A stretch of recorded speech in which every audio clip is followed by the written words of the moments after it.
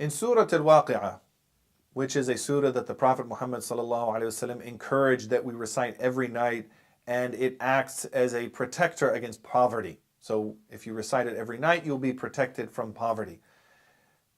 During the month of Ramadan, since it's a month of the Quran, we should, if we're not already doing that practice, or maybe if we fell on that practice, that we should try to bring that practice back into our life by reciting Surah Al-Waqi'ah every night. There's also, according to the Sunnah, reciting Surah Al-Mulk every night and Surah Al-Sajda every night. Those three surahs, if we can put them on a regular routine, would protect us from poverty and also protect us from the punishment in the grave, the adab al-qabr. One of the things that's mentioned in Surah Al-Waqi'ah is as-sabiqun. And the sabiqun are those who are the outliers, the people in front of the race. And it comes from a word that where the word for race comes from as well, sibaq, or racing. So there's an idea of this struggle in our life being a competition and being a race. And in an earlier video, I reminded us that we should look at it not as a sprint, but more as a marathon, so we have to pace ourselves.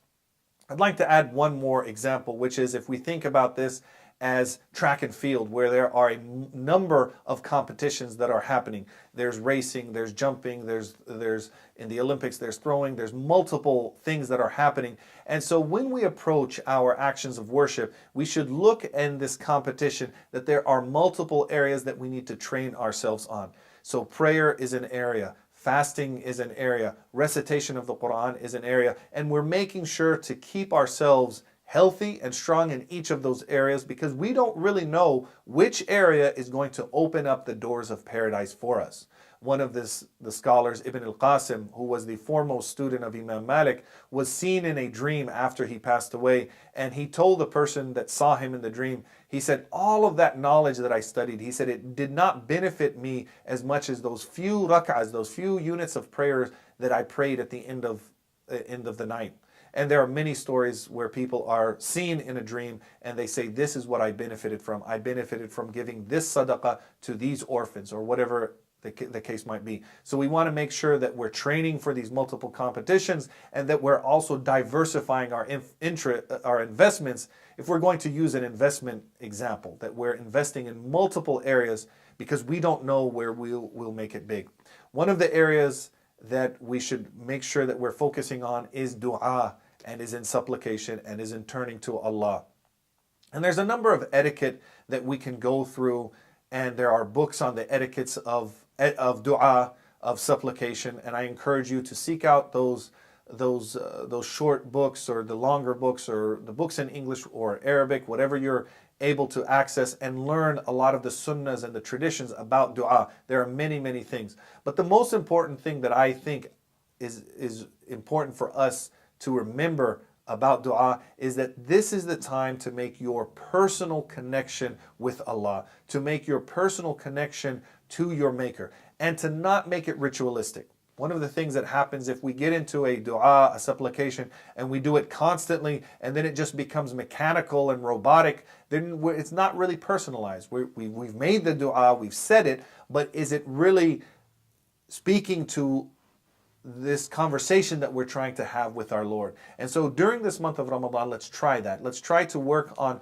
making sure that we're making that connection, that we're not just going through the motions. So one of the ways to do this is make dua not only in Arabic. That is very good to make dua in Arabic, but make it in the language that you're most comfortable with, so that you're having this conversation with your Lord, with your Maker, with your Khaliq, with your Rabb, and you're asking Him in the language that you're most comfortable with. And it might include some Arabic, it might include Urdu, it might include English, it might all be English, but it's personalized, and it's in a connection. Also take time to make dua when you're on your own. I know during this month, in the congregational prayers and the congregational breaking of fasting, there's going to be congregational du'as, and sometimes those du'as go pretty long. And I'm a proponent of shortening the du'as, not making these very, very long du'as, and that's just a personal preference, because I think that when it becomes very long, people might tire out. They might not know what all is being said.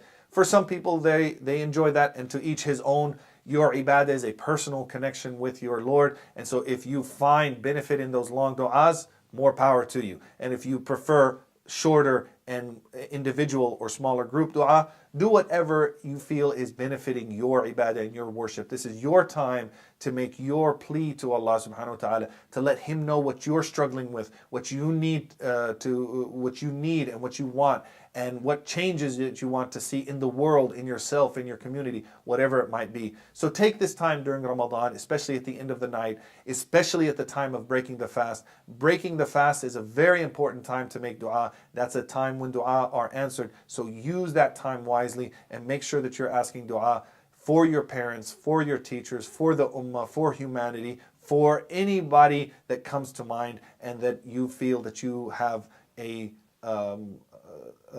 desire or a duty to make dua for them.